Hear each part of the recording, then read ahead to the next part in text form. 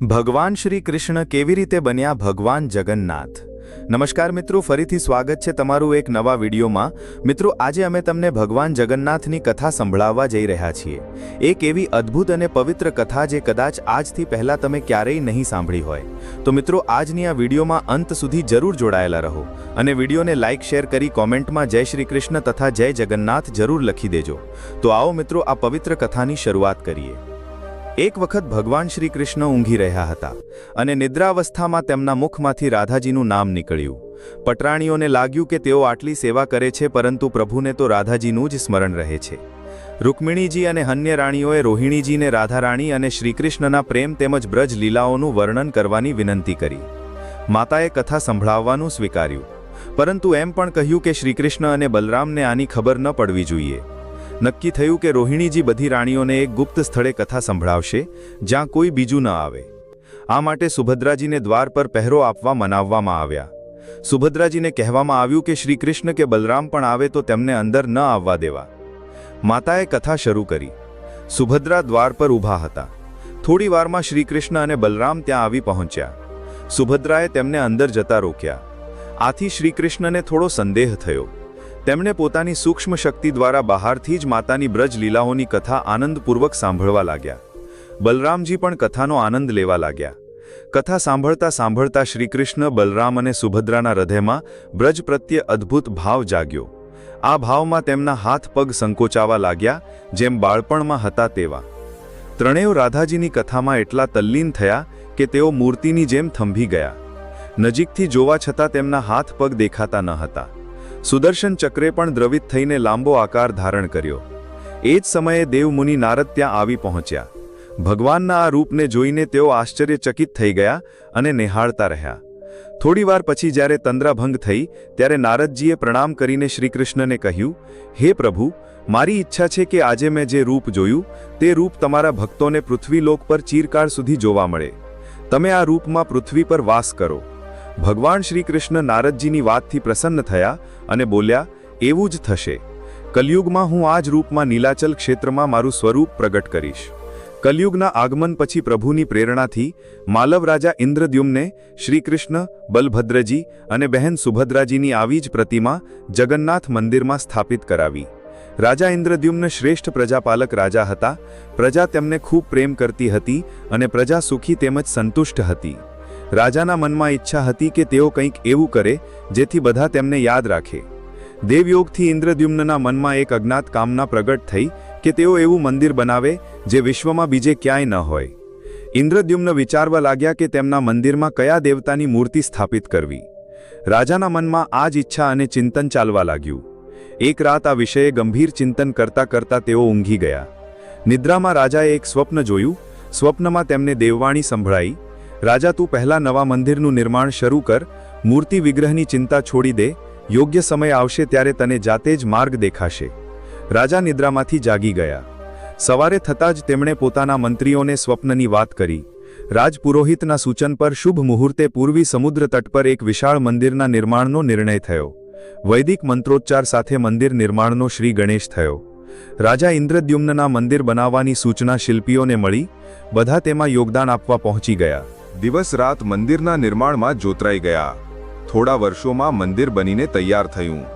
સાગર તટ પર એક વિશાળ મંદિરનું નિર્માણ થયું, પરંતુ મંદિરની અંદર ભગવાનની મૂર્તિની સમસ્યા જેમની તેમ રહી। રાજા ફરી ચિંતિત થવા લાગ્યા। એક દિવસ મંદિરના ગર્ભગૃહમાં બેસીને આ જ ચિંતનમાં બેઠેલા રાજાની આંખોમાંથી આંસુ નીકળી આવ્યા। રાજાએ ભગવાનને વિનંતી કરી, પ્રભુ, તમારા કયા સ્વરૂપને આ મંદિરમાં સ્થાપિત કરું? આ ચિંતાથી હું વ્યાકુળ છું। માર્ગ બતાવો। તમે સ્વપ્નમાં જે સંકેત આપ્યો હતો તે પૂર્ણ થવાનો સમય ક્યારે આવશે? વિગ્રહ વિનાનું મંદિર જોઈને બધા મારી મજાક ઉડાવશે। રાજાની આંખોમાંથી આંસુ વહેતા હતા અને તેઓ પ્રભુને પ્રાર્થના કરતા રહ્યા, પ્રભુ, તમારા આશીર્વાદથી મારું ઘણું સન્માન છે। પ્રજા એમ વિચારશે કે મેં સ્વપ્નમાં તમારા આદેશની વાત કહીને આટલું મોટું શ્રમ કરાવ્યું। હે પ્રભુ, માર્ગ બતાવો। રાજા દુઃખી મનથી પોતાના મહેલમાં ગયા। એ રાત્રે રાજાએ ફરી એક સ્વપ્ન જોયું। સ્વપ્નમાં તેમને દેવવાણી સંભળાઈ, રાજન, અહીં નજીકમાં જ ભગવાન શ્રીકૃષ્ણનું વિગ્રહ રૂપ છે। તું તેની શોધ કર, તને દર્શન થશે। ઇન્દ્રદ્યુમ્ને સ્વપ્નની વાત ફરીથી પુરોહિત અને મંત્રીઓને કહી. બધા આ નિષ્કર્ષ પર આવ્યા કે પ્રભુની કૃપા સહેલાઈથી નહીં મળે, તેના માટે નિર્મળ મનથી પરિશ્રમ શરૂ કરવો પડશે. ભગવાનના વિગ્રહની શોધની જવાબદારી રાજા ઇન્દ્રદ્યુમ્ને 4 વિદ્વાન પંડિતોને સોંપી. પ્રભુની ઈચ્છાથી પ્રેરિત થઈને 4 વિદ્વાન 4 દિશાઓમાં નીકળી પડ્યા. આ 4માંથી એક વિદ્વાન હતા વિદ્યાપતિ, જે 4માં સૌથી નાની ઉંમરના હતા. પ્રભુના વિગ્રહની શોધ દરમિયાન તેમની સાથે ઘણી અલૌકિક ઘટનાઓ બની. પંડિત વિદ્યાપતિ પૂર્વ દિશા તરફ ચાલ્યા. થોડે આગળ જતા વિદ્યાપતિ ઉત્તર તરફ વળ્યા. ત્યાં તેમને એક જંગલ દેખાયું. જંગલ ભયંકર હતું. વિદ્યાપતિ શ્રીકૃષ્ણના ઉપાસક હતા. તેમણે શ્રીકૃષ્ણનું સ્મરણ કર્યું અને માર્ગ બતાવવાની પ્રાર્થના કરી. ભગવાન શ્રીકૃષ્ણની પ્રેરણાથી તેમને માર્ગ દેખાવા લાગ્યો. પ્રભુનું નામ લેતા તેઓ જંગલમાં ચાલ્યા ગયા. જંગલની વચ્ચે તેમને એક પર્વત દેખાયો. પર્વતના વૃક્ષોમાંથી સંગીતની જેવી સુરમ્ય ધ્વનિ સંભળાતી હતી. વિદ્યાપતિ સંગીતના જાણકાર હતા. તેમને ત્યાં મૃદંગ, બંસી અને કરતાલની મિશ્રિત ધ્વનિ સંભળાઈ. આ સંગીત તેમને દિવ્ય લાગ્યું. સંગીતની લહેરોને શોધતા વિદ્યાપતિ આગળ વધ્યા. તેઓ જલ્દી જ પર્વતની ટોચ પર પહોંચી ગયા. પર્વતની બીજી બાજુ તેમને એક સુંદર ખીણ દેખાઈ, જ્યાં ભીલો નૃત્ય કરી રહ્યા હતા. વિદ્યાપતિ આ દ્રશ્ય જોઈને મંત્રમુગ્ધ થઈ ગયા. સફરના કારણે તેઓ થાકી ગયા હતા, પરંતુ સંગીતથી થાક ઓછો થયો અને તેમને ઊંઘ આવવા લાગી. અચાનક એક બાઘની ગર્જના સંભળાઈ. વિદ્યાપતિ ગભરાઈ ગયા. બાઘ તેમની તરફ દોડતો આવી રહ્યો હતો. બાઘને જોઈને વિદ્યાપતિ ડરી ગયા અને ત્યાં જ બેહોશ થઈને ઢળી પડ્યા. બાઘ વિદ્યાપતિ પર હુમલો કરવાનો હતો કે ત્યાં એક સ્ત્રીએ બાઘને હાંક કરી. બાઘ તેનો અવાજ સાંભળીને શાંત થઈ ગયો. સ્ત્રીએ તેને પાછા જવાનો આદેશ આપ્યો અને બાઘ પાછો ફર્યો. બાઘ તે સ્ત્રીના પગ પાસે એવી રીતે ફરવા લાગ્યો જેમ કોઈ બિલાડી પુચકાર સાંભળીને રમવા લાગે. યુવતીએ બાઘને પીઠને પ્રેમથી થપથપાવી. તે સ્ત્રી ત્યાં હાજર સ્ત્રીઓમાં સૌથી સુંદર હતી. તે ભીલોના રાજા વિશ્વાસુની એકમાત્ર પુત્રી લલિતા હતી. લલિતાએ પોતાની સેવિકાઓને બેહોશ વિદ્યાપતિની સંભાળ લેવા મોકલી. સેવિકાઓએ ઝરણામાંથી પાણી લઈને વિદ્યાપતિ પર છાંટ્યું. થોડી વાર પછી વિદ્યાપતિની ચેતના પાછી આવી અને તેમને પાણી પીવડાવવામાં આવ્યું. આ બધું જોઈને વિદ્યાપતિ થોડા આશ્ચર્યમાં હતા. લલિતા વિદ્યાપતિ પાસે આવીને પૂછ્યું, તમે કોણ છો અને આ ભયંકર જંગલમાં કેવી રીતે આવ્યા? તમારા આવવાનો હેતુ જણાવો જેથી હું તમારી મદદ કરી શકું. વિદ્યાપતિના મનમાંથી બાઘનો ડર હજી પૂરેપૂરો ગયો નહોતો. લલિતાએ આ વાત ભાંપી લીધી અને તેમને સાંત્વના આપતા કહ્યું, વિપ્ર, તમે મારી સાથે ચાલો. જ્યારે તમે સ્વસ્થ થાઓ ત્યારે તમારા લક્ષ્ય તરફ પ્રસ્થાન કરો. વિદ્યાપતિ લલિતાની પાછળ પાછળ તેમની બસ્તી તરફ ચાલ્યા ગયા. વિદ્યાપતિ ભીલોના રાજા વિશ્વાસુને મળ્યા અને પોતાનો પરિચય આપ્યો. વિશ્વાસુ વિદ્યાપતિ જેવા વિદ્વાનને મળીને ખૂબ પ્રસન્ન થયા. વિશ્વાસુની વિનંતીથી વિદ્યાપતિ થોડા દિવસ ત્યાં અતિથિ બનીને રહ્યા. તેઓ ધર્મ અને જ્ઞાનનો ઉપદેશ આપવા લાગ્યા. તેમના ઉપદેશોને વિશ્વાસુ અને લલિતા ખૂબ રુચિથી સાંભળતા હતા. લલિતાના મનમાં વિદ્યાપતિ પ્રત્યે અનુરાગ જન્મ્યો. વિદ્યાપતિએ પણ ભાંપી લીધું કે લલિતા જેવી સુંદરીને તેમની સાથે પ્રેમ થયો છે. પરંતુ વિદ્યાપતિ એક મોટા કાર્ય માટે નીકળ્યા હતા. અચાનક એક દિવસ વિદ્યાપતિ બીમાર પડ્યા. લલિતાએ તેમની સેવા કરી. આથી વિદ્યાપતિના મનમાં પણ લલિતા પ્રત્યે પ્રેમભાવ જન્મ્યો. વિશ્વાસુએ પ્રસ્તાવ મૂક્યો કે વિદ્યાપતિ લલિતા સાથે લગ્ન કરે. વિદ્યાપતિએ આ સ્વીકાર્યું. થોડા દિવસો બંનેના સુખમય વીત્યા. લલિતા સાથે લગ્ન કરીને વિદ્યાપતિ પ્રસન્ન હતા. પરંતુ જે મહત્વના કાર્ય માટે તેઓ આવ્યા હતા તે અધૂરું હતું. આ ચિંતા તેમને વારંવાર સતાવતી હતી. આ દરમિયાન વિદ્યાપતિને એક વિશેષ વાતની જાણ થઈ. વિશ્વાસુ દરરોજ સવારે ઉઠીને ક્યાંક જતા હતા અને સૂર્યોદય પછી જ પાછા આવતા હતા. ગમે તેવી પરિસ્થિતિ હોય, આ તેમનો નિયમ ક્યારેય નહોતો તૂટતો. વિશ્વાસુના આ વ્રતથી વિદ્યાપતિને શંકા થઈ. તેમના મનમાં આ રહસ્ય જાણવાની ઈચ્છા થઈ. એક દિવસ વિદ્યાપતિએ લલિતાને આ વિશે પૂછ્યું. લલિતા આ સાંભળીને ગભરાઈ ગઈ. વિદ્યાપતિએ લલિતાને તેના પિતાના રોજ સવારે અજ્ઞાત સ્થળે જવા અને સૂર્યોદય પહેલા પાછા આવવાના રહસ્ય વિશે પૂછ્યું. વિશ્વાસુનો નિયમ કોઈ પણ હાલતમાં નહોતો તૂટતો. લલિતા સામે ધર્મ સંકટ આવ્યું. તે પતિની વાત નકારી શકતી ન હતી, પરંતુ પતિ જે પૂછી રહ્યો હતો તે તેના વંશની ગુપ્ત પરંપરા સાથે જોડાયેલી વાત હતી, જેને ખોલવું શક્ય ન હતું. લલિતાએ કહ્યું, સ્વામી, આ અમારા કુળનું રહસ્ય છે, જે કોઈની સામે ખોલી શકાય નહીં. પરંતુ તમે મારા પતિ છો અને હું તમને કુળના પુરુષ માનીને જેટલું શક્ય હોય તેટલું કહું છું. અહીંથી થોડે દૂર એક ગુફા છે જેની અંદર અમારા કુળદેવતા છે. તેમની પૂજા અમારા બધા પૂર્વજો કરતા આવ્યા છે. આ પૂજા નિરંતર ચાલવી જોઈએ. તે જ પૂજા માટે પિતાજી રોજ સવારે નિયમિત જાય છે. વિદ્યાપતિએ લલિતાને કહ્યું કે તેઓ પણ તેમના કુળદેવતાના દર્શન કરવા ઈચ્છે છે. લલિતા બોલી, આ શક્ય નથી. અમારા કુળદેવતા વિશે કોઈને જાણવાની ઈચ્છા હોવાનું સાંભળીને મારા પિતા ક્રોધિત થઈ જશે. વિદ્યાપતિની ઉત્સુકતા વધતી જતી હતી. તેઓ કોઈપણ રીતે લલિતાને પોતાના પ્રેમની સોગંદ આપીને મનાવવા લાગ્યા. આખરે લલિતાએ કહ્યું કે તે પોતાના પિતાજીને વિનંતી કરશે કે તેઓ તમને દેવતાના દર્શન કરાવે. લલિતાએ પિતાને આખી વાત કહી. વિશ્વાસુ ક્રોધિત થયા. લલિતાએ જ્યારે કહ્યું કે હું તમારી એકમાત્ર સંતાન છું, તમારા પછી દેવતાની પૂજાની જવાબદારી મારી હશે, તેથી મારા પતિનો આ અધિકાર બને છે, કારણ કે આગળ તેમણે જ પૂજા કરવાની છે. વિશ્વાસુ આ તર્ક આગળ ઝૂકી ગયા. તેઓ બોલ્યા, ગુફાના દર્શન ત્યારે જ કરાવી શકાય જ્યારે કોઈ ભગવાનની પૂજાની જવાબદારી લે. વિદ્યાપતિએ જવાબદારી સ્વીકારી તો વિશ્વાસુ દેવતાના દર્શન કરાવવા રાજી થયા. બીજે દિવસે સૂર્યોદય પહેલા વિદ્યાપતિની આંખો પર પટ્ટી બાંધીને વિશ્વાસુ તેમનો જમણો હાથ પકડીને ગુફા તરફ નીકળ્યા. વિદ્યાપતિએ મુઠ્ઠીમાં રાઈ રાખી હતી, જેને તેઓ રસ્તામાં નાખતા ગયા. ગુફા પાસે પહોંચીને વિશ્વાસુ અટક્યા અને વિદ્યાપતિની આંખોની પટ્ટી ખોલી. તે ગુફામાં નીલા રંગનો પ્રકાશ ચમકી ઉઠ્યો. હાથમાં મુરલી લઈને ભગવાન શ્રી કૃષ્ણનું રૂપ વિદ્યાપતિને દેખાયું.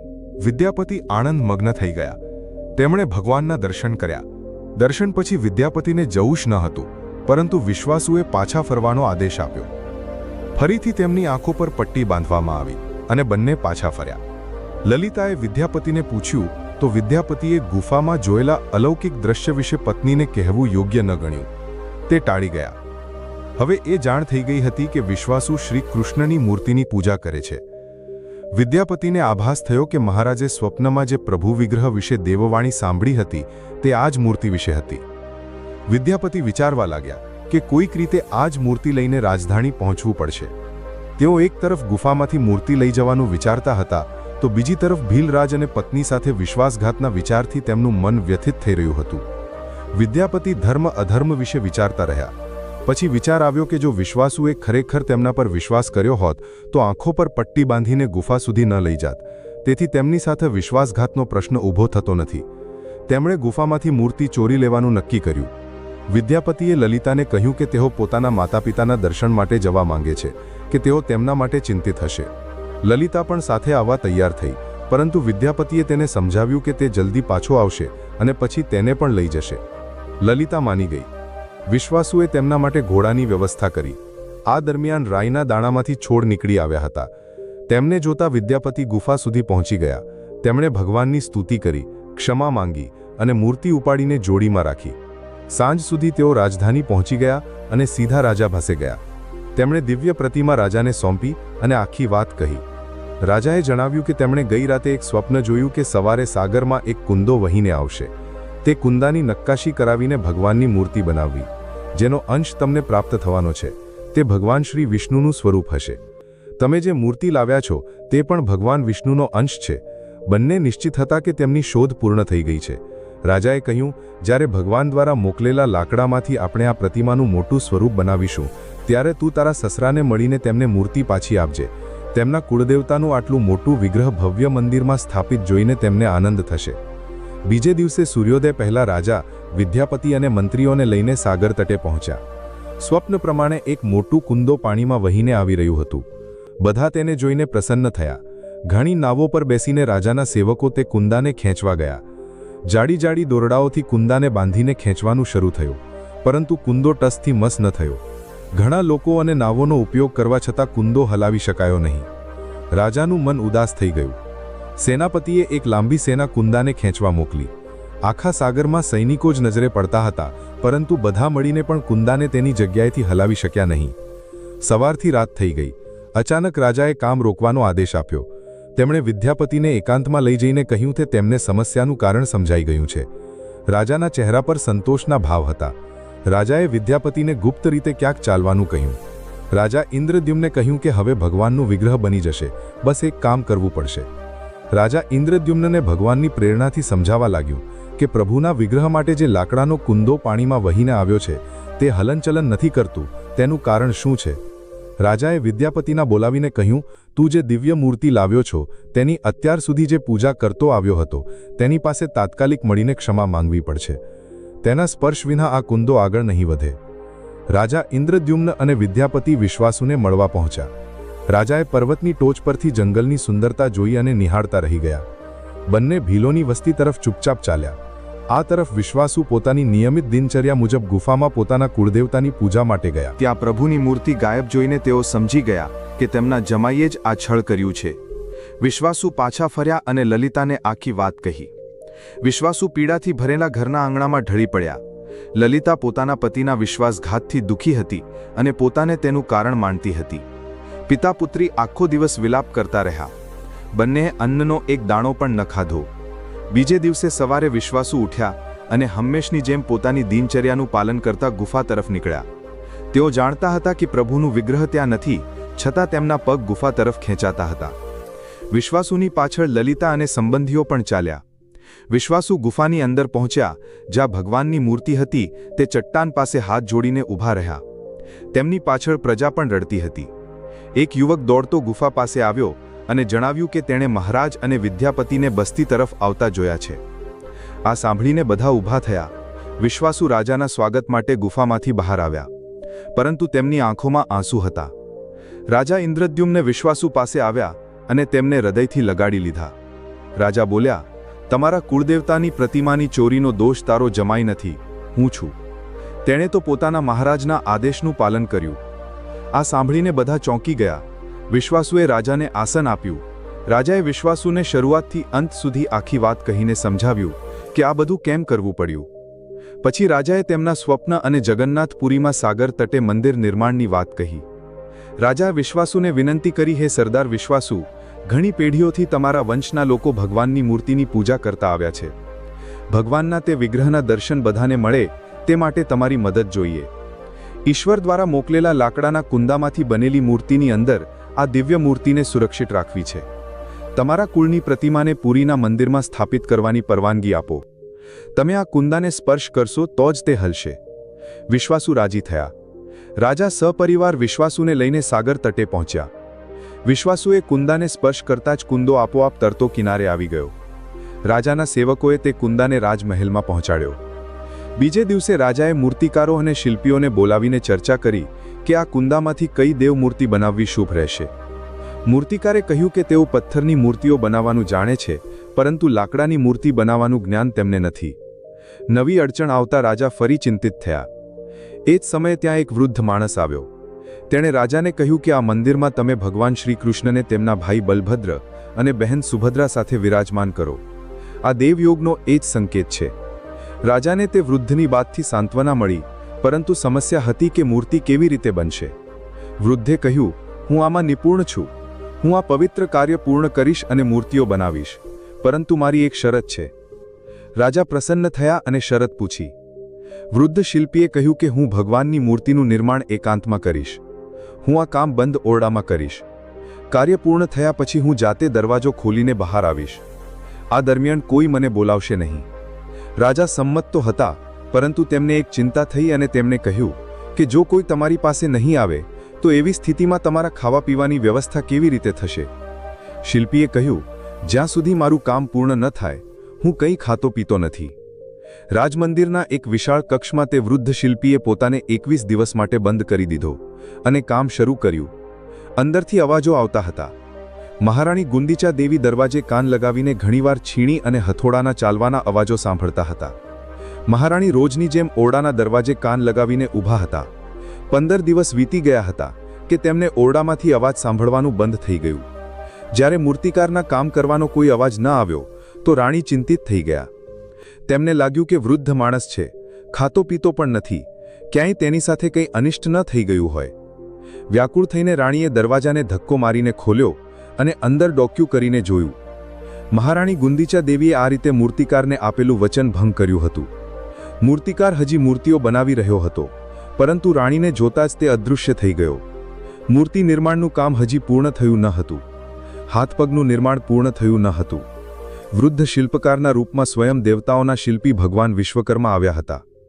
તેમના અદૃશ્ય થતાં જ મૂર્તિઓ અધૂરી જ રહી. આ જ કારણે આજે પણ આ મૂર્તિઓ એવી જ છે. તે પ્રતિમાઓને જ મંદિરમાં સ્થાપિત કરવામાં આવી. કહેવાય છે કે વિશ્વાસુ કદાચ તે જરાબહેલનો વંશજ હતો જેણે અજાણતા ભગવાન શ્રીકૃષ્ણની હત્યા કરી હતી. વિશ્વાસુ કદાચ ભગવાન શ્રીકૃષ્ણના પવિત્ર અવશેષોની પૂજા કરતો હતો. આ અવશેષો મૂર્તિઓમાં છુપાવીને રાખવામાં આવ્યા હતા. વિદ્યાપતિ અને લલિતાના વંશજો, જેમને દૈત્યપતિ કહે છે, તેમનો પરિવાર અહીં અત્યાર સુધી પૂજા કરે છે. તો મિત્રો, આ હતી ભગવાન જગન્નાથની કથા. આશા છે કે આજની વિડીયો તમને ગમી હશે. તો મિત્રો, આજની વિડીયો સારી લાગી હોય તો વિડીયોને લાઇક શેર જરૂર કરી દેજો અને અમારી ચેનલને સબસ્ક્રાઇબ જરૂર કરી દેજો. ફરીથી મળીએ એક નવા વિડીયો સાથે. જય શ્રી કૃષ્ણ, જય જગન્નાથ. વિડીયો અંત સુધી જોવા બદલ તમારો ખૂબ ખૂબ આભાર. ધન્યવાદ.